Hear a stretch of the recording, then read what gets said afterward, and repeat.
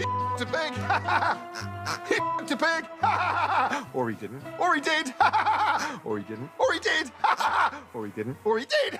Usually people from Europe go off somewhere hot on holiday, but this year, loads of people from somewhere hot tried to come over here. You've got a swarm of people coming across the Mediterranean, seeking a better life.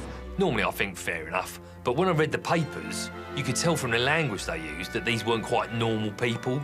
I mean, they look normal on the telly, but when you read about them, you realise they must have had insect DNA or something, because it sounded like there was a sort of infestation swarming in.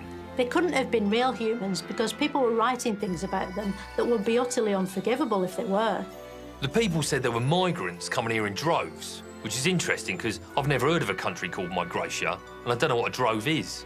The migrants couldn't hack it back home just because they're caught in a crossfire between a bloodthirsty extremist death cult and a desperate, amoral military regime, both of which will stop at nothing to kill anyone in their way.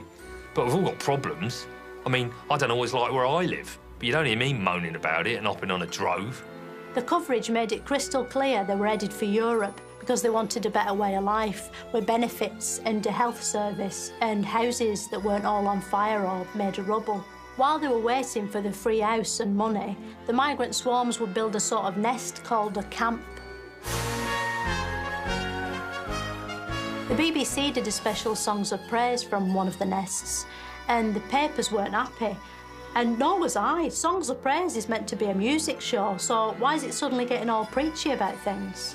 Anyway, just as I was really getting into hating the migrants, there was a massive twist that I hadn't seen coming. When the police arrived here this morning, they found several drowning victims. Among them, a toddler, a child of perhaps 2 years of age. This boat sank and there was a photo of a little boy lying dead on the beach, and he looked just like a real human, because he was. And then I thought, wait a minute, what if they're all real humans? And then I thought, oh my God, that'd be awful. I mean, if that was true, this whole thing would be an unprecedented crisis. And to their credit, after that photo, the papers did some investigating and found out the migrants were real people, so their coverage totally changed. They realised they got it wrong, so they started shouting at David Cameron to do something about it, to give them a home. Today I can announce that we will do more, providing resettlement for thousands more Syrian refugees. I feel sorry for him, because he'd only just found out they were humans too, you know. Everyone was caught in the op here.